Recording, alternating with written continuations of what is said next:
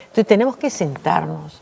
Yo creo que tenemos que sentarnos a conversar. O sea, nosotros no podemos seguir sacándonos los ojos por esta parte, por este tema, por ejemplo, del conflicto armado interno.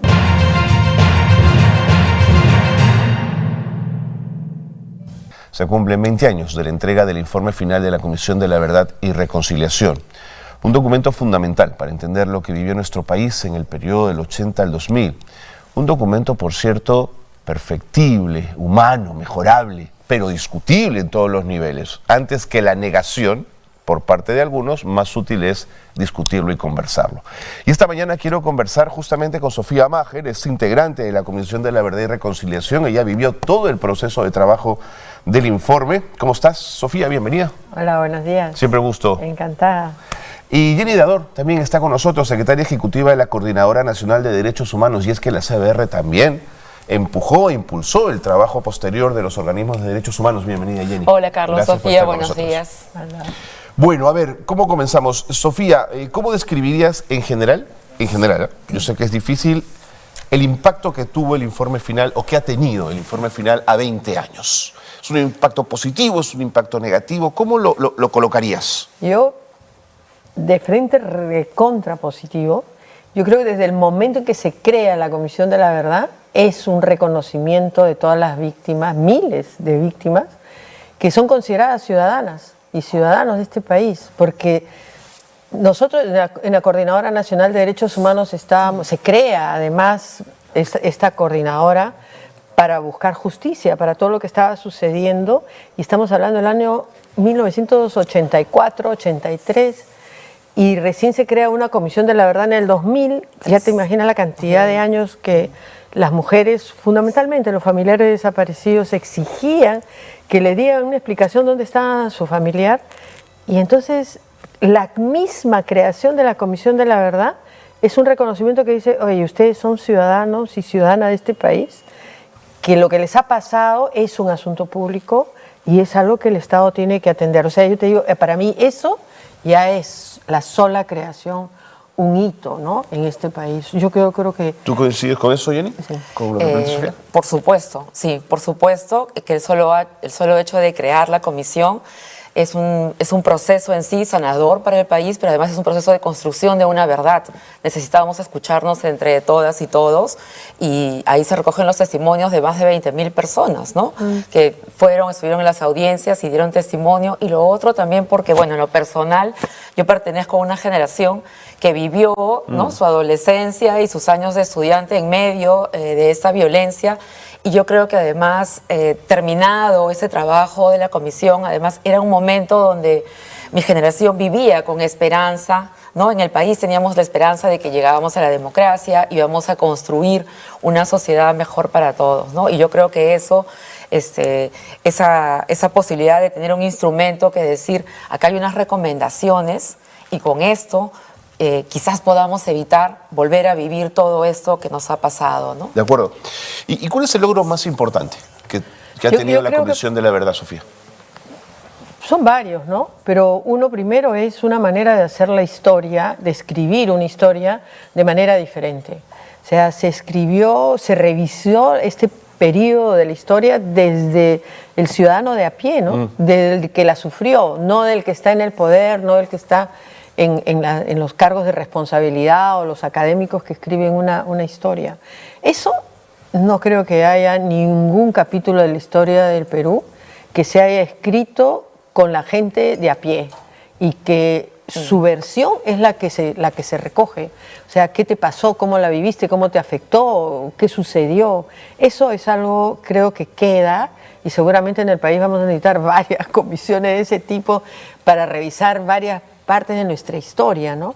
Pero esa es una. Y la otra, me parece bien importante también ubicar el sentido y de la creación de la Comisión de la Verdad.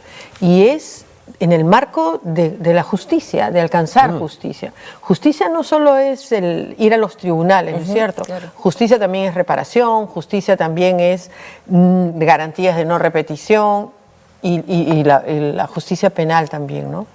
un impacto.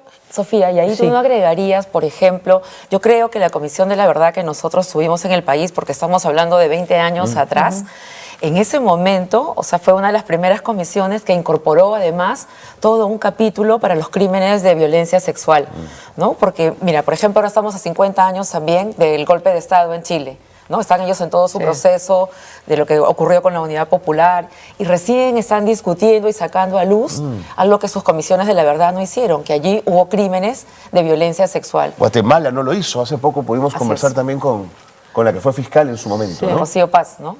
Rocío, sí documentaron. Yo sí creo que ese es un aporte importante, pero lo que yo iba era para buscar justicia y para eso, no para cambiar el país, o sea, para cambiar el país se necesitan muchas cosas Claro, más. no vamos a hacer un milagro con Exacto, la la Comisión de la Verdad fracasó porque seguimos siendo un país racista, ¿no? Pues no fue para No, eso. claro, no era para Pero, eso. por ejemplo, una cosa es lo de las mujeres que tú estás diciendo, Jenny, con seguridad, porque después nosotros fuimos la comisión número 22 en el En el mundo. mundo mundial. En el mundo mundial. Y entonces eso, claro, impactó en el resto de comisiones que ya han desarrollado muchísimo más este enfoque de género, que no es solo mujer, sino toda la comunidad LGTBIQ y más. Pero, ¿cuál es un impacto tangible en la justicia? Obviamente teníamos ya la sentencia de Barrios Altos que anula la ley de amnistía que prohibía, así que se es. dio... Que es un aporte para la región del Perú. Es un estándar que se hizo en la región. Y en el 95 se dio la ley de amnistía y prohibía cualquier tipo de investigación en relación a la lucha antisubversiva. Pero, por ejemplo, todos los procesos y todas las sentencias judiciales, no solo de agentes del Estado, sino de los 400 y pico casos que se volvieron a juzgar con el debido proceso a Sendero y el MRTA por sentencia de terrorismo, todos los de agentes del Estado y los de los terroristas se basan en la información de la Comisión de la Verdad. Ninguno de los abogados defensores de todos estos casos ha podido rebatir el informe de la comisión, o sea, las conclusiones de la comisión. Y eso, por ejemplo, es una forma de medir el impacto, ¿no? Ningún abogado defensor ha podido rebatir lo que estaba en ese informe. Eso solo para hablar de la justicia penal. Claro, y además también en la justicia penal, con los casos que se construyeron ahí, son muchos de los casos que luego han sido litigados y de los cuales tenemos sentencias el día de hoy. Es cierto, la justicia ha sido lenta, han pasado 30, 40 años, muchos de los familiares de estas víctimas han muerto, pero hemos logrado sentencias, hemos logrado un sistema de administración de justicia especializado en derechos humanos que camina mal o bueno, pero ahí está, tenemos que preservarlo y mejorarlo, y por el contrario, el día de hoy vemos que intentan desmantelarlo, ¿no?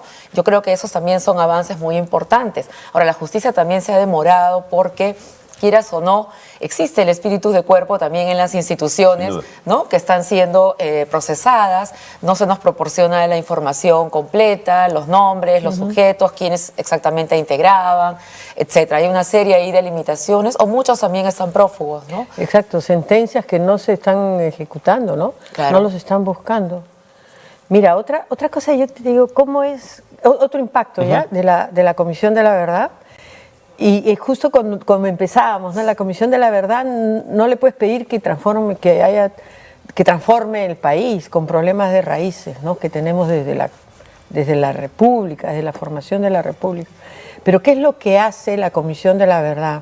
Explica, o sea, lo que hace es que te presenta una fotografía. De hecho, los iniciadores del conflicto, los iniciadores de la violencia, es la decisión de Sendero Luminoso y el MRTA.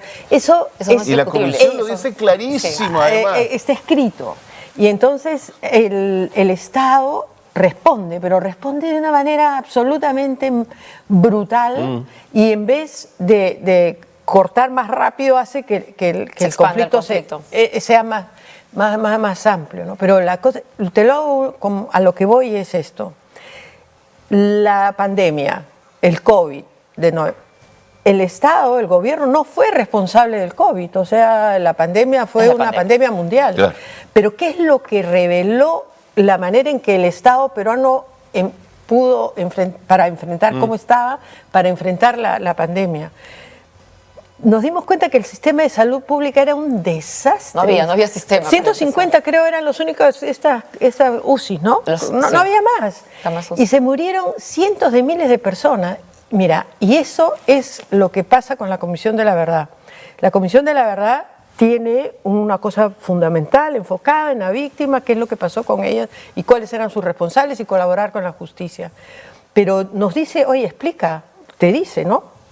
¿Qué pasó? Cuéntanos cómo fue, reconstruye eso, el conjunto de las situaciones que se vivieron en el país para poder producir recomendaciones. Y lo que hizo la comisión es que encontró un país terrible, o sea, ya no tiene que ver directamente con Sendero Luminoso y el MRTA, sino es una cosa que te dice, oye, no tenías servicios de inteligencia adecuados, tenías una sociedad y unos partidos políticos que se desentendieron de lo que estaba sucediendo. Entonces te da una serie de temas que siguen. La primera conclusión, por ejemplo, de la comisión es: hemos encontrado un país dividido, partido, con brechas inaceptables, con una área rural absolutamente desentendida. Estamos encontrando un país que amplios territorios y poblaciones dentro de ese territorio no tienen una representación en el Congreso, en el sistema político, no están. Eso es ya, o sea, al final lo que te permite la Comisión de la Verdad es como una radiografía o una fotografía de qué tan preparado estaba el Estado peruano para enfrentar a estos fundamentalistas, sobre todo Sendero Luminoso y el MRTA, ¿no? Y eso es lo que tienes que cambiar. O sea, esas son las cosas que tienes que atender y modificar. Yo creo que ese es otro impacto importantísimo. Tomo lo que dice Sofía para hablar de partidos políticos. Fueron los primeros en resistirse al informe. No les gustó en absoluto lo que se decía ahí, Jenny. Claro, porque también ahí hay que mirar el proceso peruano y mirarlo con el resto de la región. Nosotros vivimos por lo menos los 10 primeros años del conflicto armado interno en democracia, ¿no? A diferencia de lo que había ocurrido en el Cono Sur, que eran dictaduras, ¿no es cierto? Los violadores de derechos humanos habían tomado el poder y ejecutado esa forma, ¿no? En el caso nuestro, el mismo día que volvimos a la democracia, ¿no? Sale Sendero a la luz y quienes les toca enfrentar a Sendero Luminoso y al MRTA son gobiernos en democracia, ¿no? Y que estaban conducidos obviamente por cuadros y líderes de los partidos políticos. Pero lo que hacen entre el primer gobierno de Belaúnde, que negaba y que salió inicialmente con esa idea de que eran abigeos, qué sé yo, y deja que el fenómeno crezca, ¿no es cierto? Y luego más bien es la incapacidad para entender también y hacer un proceso político, ¿no? Mirarlo y entenderlo también en un proceso político, y no se trabaja esa dimensión, y lo único que se hace es entregarse, ¿no? A las Fuerzas Armadas.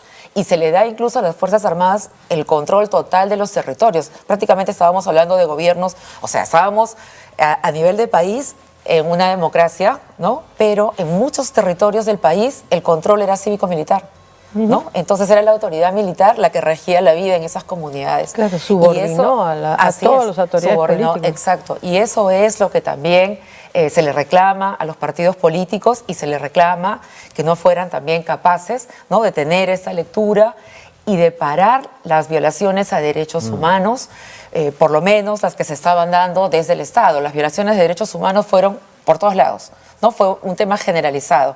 Los grupos alzados en armas, Sendero, el MRTA, pero también el Estado. Y no es que el Estado sea más o menos, más muertos de acá, no, sin contar muertos. Lo que ocurre es que el Estado es el garante de nuestros derechos. Entonces, si yo soy una ciudadana, cuando me dices que aquel que estaba obligado a cuidarme, puedo esperar que el otro me robe, me mate, en fin. No, era esperable, por decirte, ¿no? Pero no el llamado a cuidarte, Pero no el que tiene que cuidarme. Claro. Es como si mi mamá, mi papá me mataran. Entiendo. ¿No? Entonces, esa es la situación de indefensión en la que queda la población, de decir, ¿a dónde me volteo ahora?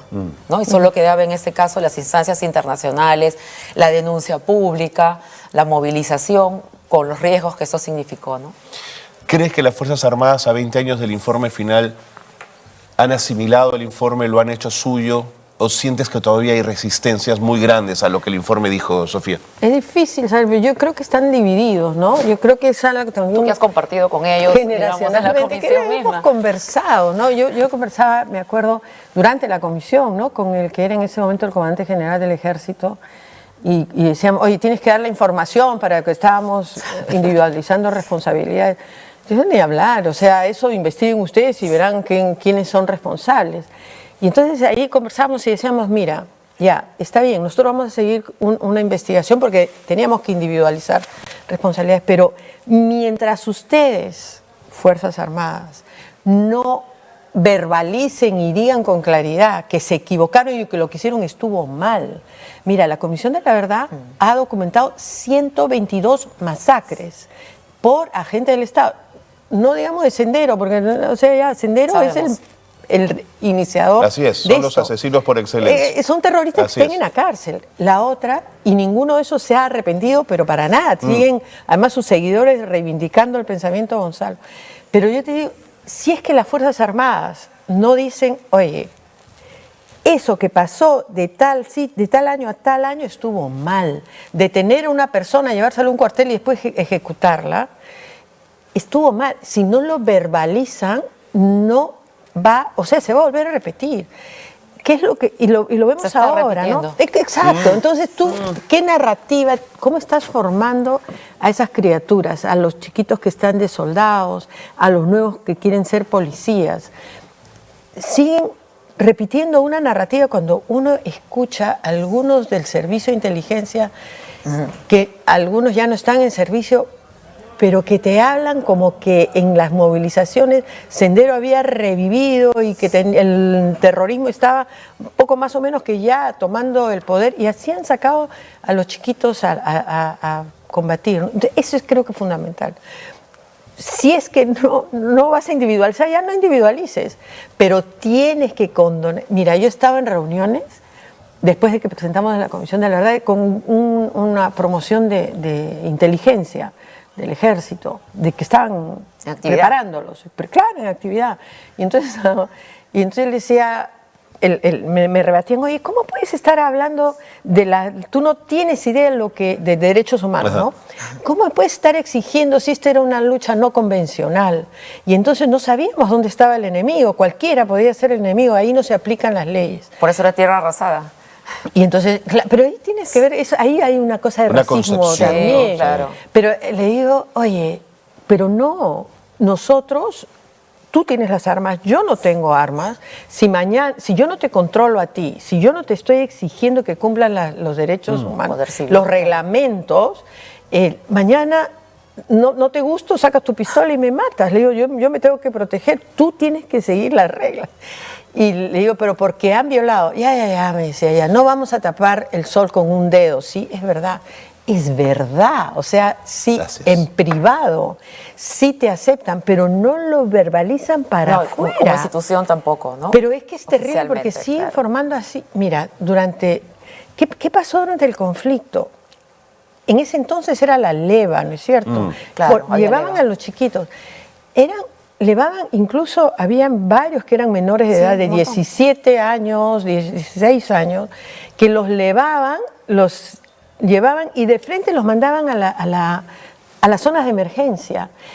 Cuando hemos hecho el registro único de víctimas, el comandante general, yo estaba en el Consejo de Reparaciones, y ellos son parte de las reparaciones, de la ley de reparaciones, fuimos donde el comandante general, que era Donaire, el que está preso por robar gasolina. Combustible. Y entonces fuimos a pedirle la lista de sus soldaditos que habían muerto en combate para poder incluirlos para que sus familias reciban reparación. No las tienen, no tienen idea. No les importa. No sé, pero no tienen el registro. O sea, eso es lo que ha hecho esta Comisión de la Verdad. Te ha enrostrado un Estado ineficiente. Y eso es, creo, tan penoso, ¿no? De las cosas que hemos vivido. Y el Ejército saca su honor a la verdad. su libro, ¿no? Que es otro enfoque de cómo contar la historia desde las batallas y cómo la ganaron, ¿no? Que también tenían derecho a hacerlo, dicho sea de Por paso. supuesto, no hay ningún, pero por supuesto. Pero ¿dónde piden perdón? Porque sí piden perdón por lo del Grupo Colina que era parte. Que eran ellos mismos. Era Claro. un grupo de Destacamento en actividad, aniquilamiento así es. dentro Así del es. ejército. Y piden perdón en la página 332, 33. Y que dicen, sí, perdón por lo que hicieron el Grupo Colina. Oye, ese tendría que ser la El primera inicio. cosa que dicen. Claro.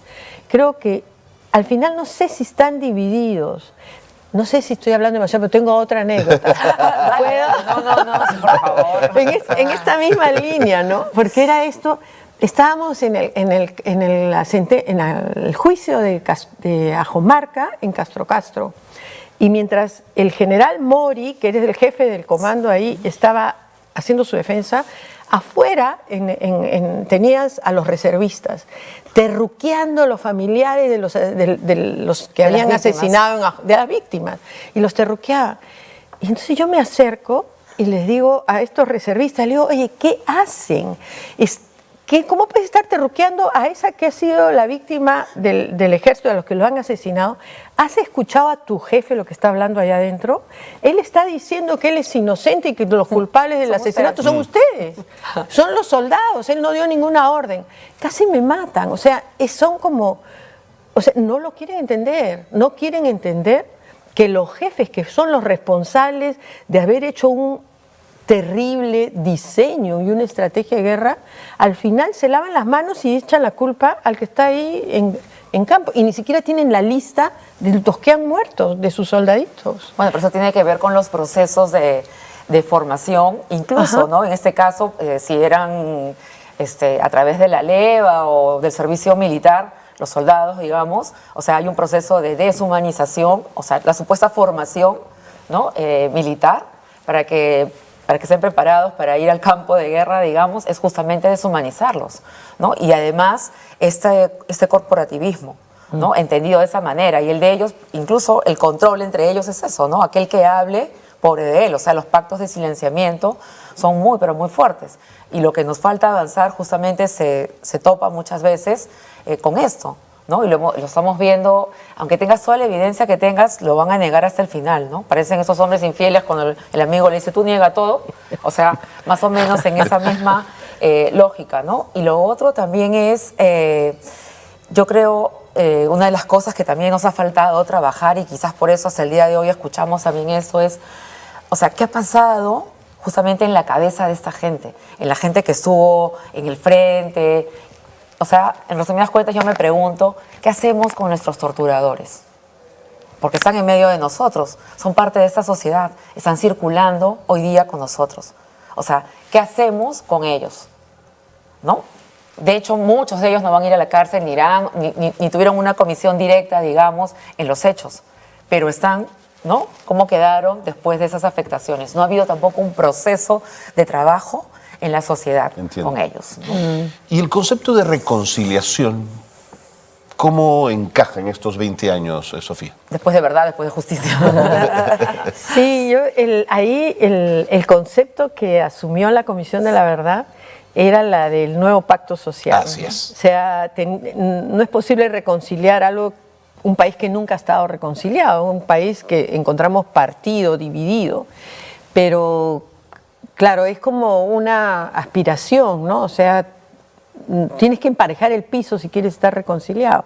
Y emparejar el piso es justicia, es reparación. Pero la idea, creo, que la tenemos que traer más al presente. Porque la Comisión de la Verdad lo que pone es un horizonte, ¿no? Que es una aspiración, y que yo estoy convencida que a eso es a lo que tenemos que aspirar. Pero al final, cuando hablamos, por ejemplo, justamente, ¿no? El informe de la Comisión de la Verdad, que tiene un enfoque de justicia y que tiene un enfoque desde las víctimas, tú tienes otra manera de contar la historia, como la del honor a la verdad, que tiene que ver más con las batallas, de cómo ganaron la guerra, pero son diferentes verdades, son diferentes memorias. Entonces, ¿cómo hacemos un proceso? Además, esto de ganaron la guerra es bien relativo. Claro, ganaron la guerra cuando cambiaron pero es que la ganaron en cuanto cambiaron de estrategia. Para mí, una cosa me parece elemental, si tú vas a combatir a unos... A estos guerrilleros, estos que estaban alzados en armas, tenías que trabajar con la población. En el momento que empiezan a respetar a la población, es las mismas comunidades campesinas que expulsan a Sendero, que los tenían asesinándolo. Bueno, ya, la cosa es cómo... mira, me fui para los militares nuevamente. Pero la cosa es cómo nos ponemos de acuerdo en una sola versión de la historia para que sirva, ¿no es cierto? Porque ¿para qué haces estas cosas? Las haces justamente para la fotografía, que no es para que los sufrientes sigan sufriendo, sino es, oye, ¿qué hicimos mal? ¿Qué tenemos que corregir? Entonces tenemos que sentarnos. Yo creo que tenemos que sentarnos a conversar, o sea, nosotros no podemos seguir sacándonos los ojos por esta parte, por este tema, por ejemplo, del conflicto armado interno, desde el título, ¿no es cierto? Porque algunos no quieren que se llame conflicto armado interno. No, que la época del terrorismo. Pero esa es una excusa para no seguir mirando a profundidad. Es el negacionismo, ¿no? El terruqueo. Entonces dijo, ¿cómo hacemos para sentarnos? O sea, tendríamos que estar sentados acá con un militar, con un partido político, con las personas que sufrieron, con el soldadito, y decía, oye, pongámonos de acuerdo qué hicimos mal y qué hicimos bien. Pero yo creo que la reconciliación es parte de, me gusta llamarla más como la convivencia, que partes de las diferencias. O sea, está bien mantener el objetivo de la reconciliación, ¿no? Pero tienes que partir de que aprendemos a vivir en los que pensamos diferentes y no nos vamos a sacar los mechas solo porque pensamos diferente. Eso es. Yo digo, tenemos que abrir diálogo, tenemos que abrir conversación. Mi experiencia con muchos de los militares, una cosa es cuando te hablan en público frente a cámaras y otra cosa es cuando te vas atrás y dices, oye, pero no estoy de acuerdo contigo. No, pues traigámoslos a bueno, es como las iglesias. O sea, el cura del barrio puede ser tu amigo, te ayuda a conseguir los anticonceptivos, etcétera, pero oficialmente tienen una posición, ¿no? Me quedan 30 segundos, no puedo dejar de hablar de los desaparecidos. ¿Cuántos desaparecidos aún tenemos por encontrar, Jenny, según los datos de la coordinadora? 16.000, estamos bordeando ahí, ¿no? 16.000 y pico, no sé exactamente el pico, pero vamos por los 16.000. 16.000. Sí, y eso en realidad significa, si bien hemos avanzado, en que hay una dirección de búsquedas, en que tuvimos un poquito de presupuesto, pero es muy magro lo asignado, ¿no? Y es un trabajo arduo. También por los años que han pasado, por todo lo que se ha hecho en los territorios donde en realidad se fueron a las fosas comunes o fueron los cuerpos incinerados. Pero hay fosas identificadas, se saben en buenos casos dónde están, ¿no es cierto? Sí. Más de 5.000. Pero hay otras donde, ¿no? Y de casualidad estás haciendo algo y de pronto aparece. O lo de la Hollada que ha pasado en Ayacucho, ¿no? Que en Cabitos siguen apareciendo cuerpos. Claro, pero ya han cerrado la fiscalía. Además, increíble. No hay presupuesto. O sea, lo que pasó con Cantuta, que ese viernes vamos a tener una ceremonia simbólica, de velorio y qué sé yo, de los restos que hemos recuperado, que estaban hace 11 años en Londres, porque los envió el Estado peruano, y luego se olvidó. Se olvidó. Y esas madres seguían buscando a sus hijos. Muchas de ellas ya no están, murieron. Y ni siquiera por maldad lo hacen. Yo creo que es ineficiencia asquerosa, ¿no? Sí, lo otro que también terrible. Es fundamental, yo creo, y que nos está enseñando este proceso, es, porque uno siempre se pregunta, ¿cómo es que tuvimos 70.000 muertos en medio del conflicto armado interno y nadie se dio cuenta que nos faltaban 70.000 peruanos? Es porque esos peruanos y peruanas eran campesinos, quechohablantes, etcétera. Entonces, eso no nos puede volver a pasar. Y hemos visto que a veces la sociedad en general no se siente concernida porque no está, porque mataron a uno, porque es campesino, etcétera. Y eso es algo que sí tenemos que aprender y tenemos que cambiar. Correcto. Y creo que la gente joven, además, tiene un discurso y un relato respecto de la Comisión de la Verdad que ha hecho suyo, lo cual me parece valioso. Yo creo que sí. Valioso también. Sí. Sofía, muchas gracias. Gracias. Gracias por haber venido y por sostener siempre este debate. Gracias igual, Jenny, Carlos. por supuesto. Gracias. Este espacio está abierto siempre para hablar de estas cosas. Gracias.